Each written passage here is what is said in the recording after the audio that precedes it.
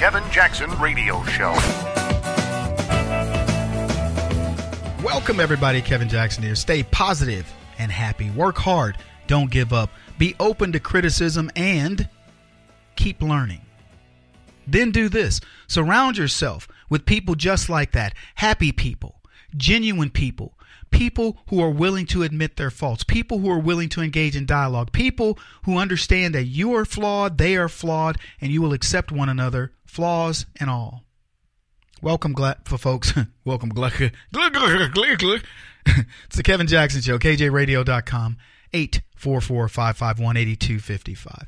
Here's something I will let you guys know. I've been under the weather for the better part of a week, had a bit of a bug, and it's impacted me, my sinuses, my throat, my chest, all kinds of stuff. But you know what? We march on.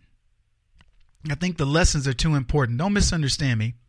I've got to, because of travel and things like that. And I think travel is what does it, honestly. I was in a plane coming back. Where was I? Was it L.A. or Oregon or wherever?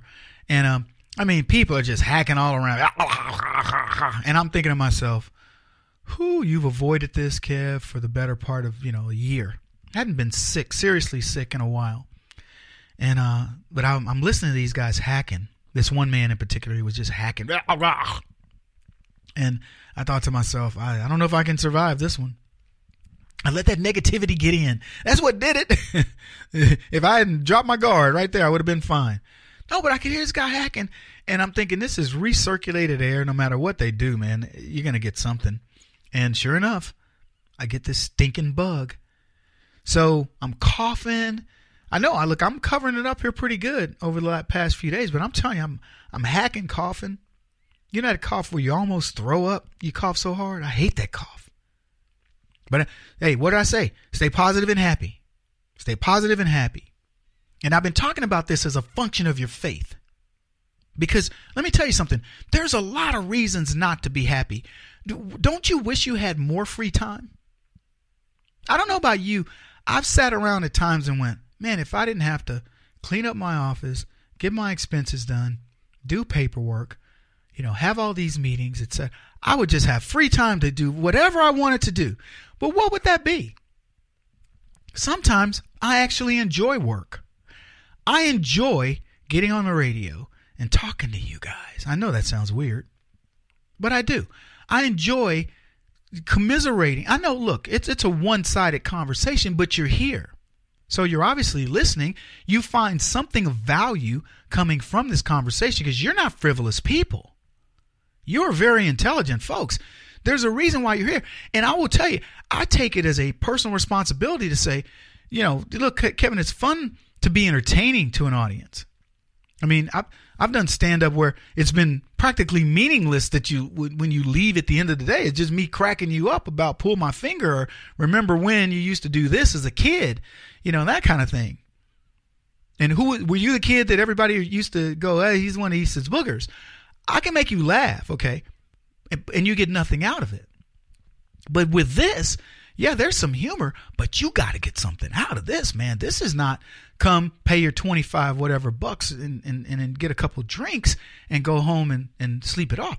This is your life. This is what's unfortunately the humor that your life has become, the laughing matter that your life has become. And it's the laughing matter because you allowed it to be that.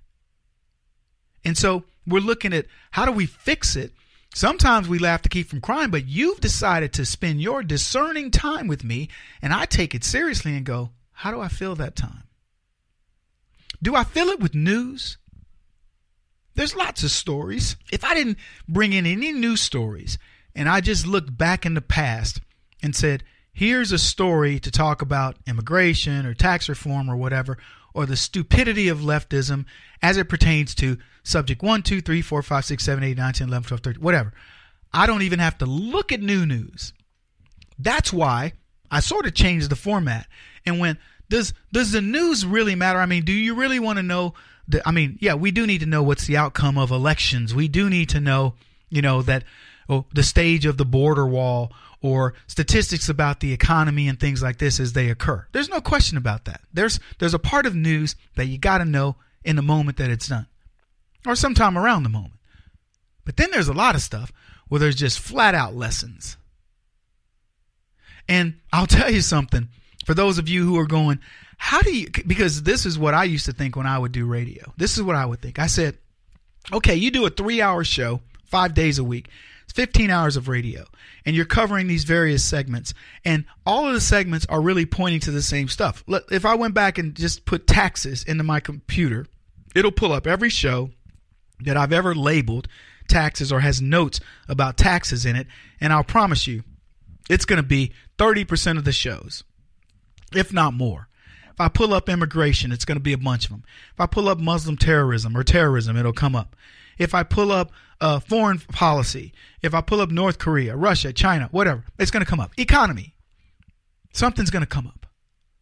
I can find those stories, and I'll tell you something. Here's what's really interesting. I don't know whether this is a pat on the back or whatever, but I could do a show from 3 years ago about tax policy or my sentiments on Halloween or Mother's Day or Black History Month or whatever, and it would be just as entertaining to you today as it was then.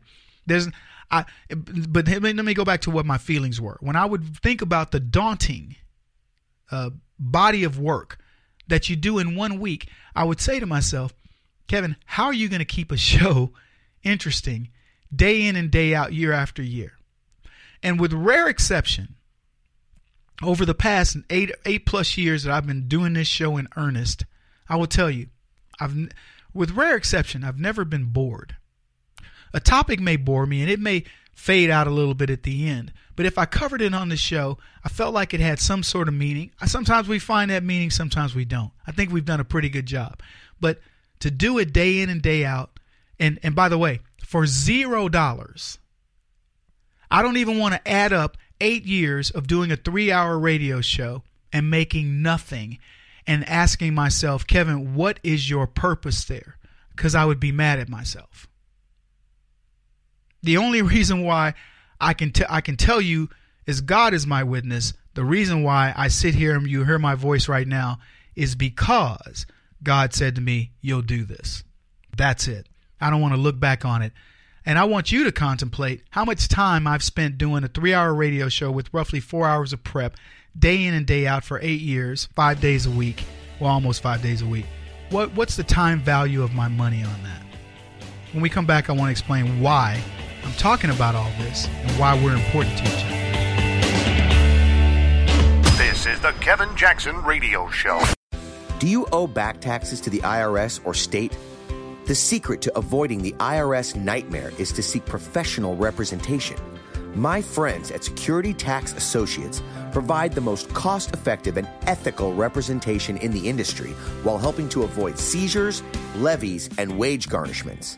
Security Tax Associates is here to ensure that the appropriate steps are taken to permanently eliminate any possibility of future tax burdens once and for all.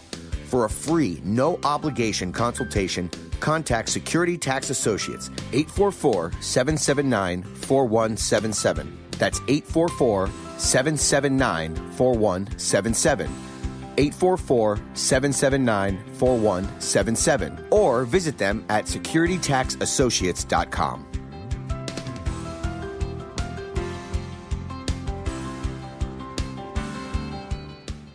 Beth Cook Moranville, author of Closer Than Your Breath, a book of hope. Hope, that wonderful, wonderful 4-letter word that you may feel completely out of. I wrote this book to give you great hope. It's not too late. If fetal position is an all too familiar place for you, I understand. If the next 60 seconds are too long, this book is for you. Wherever you are right now, whether you're dealing with divorce or death or sickness, take hope. You are going to make it through this pain. Don't roll your eyes. I've walked this road and I know it. The best is yet to come. Closer Than Your Breath, a book of hope from author and speaker Beth Cook Moranville, can be found on Amazon.com or Kindle.com. For more information, visit closerthanyourBreath.com or on Facebook at Closer Than Your Breath.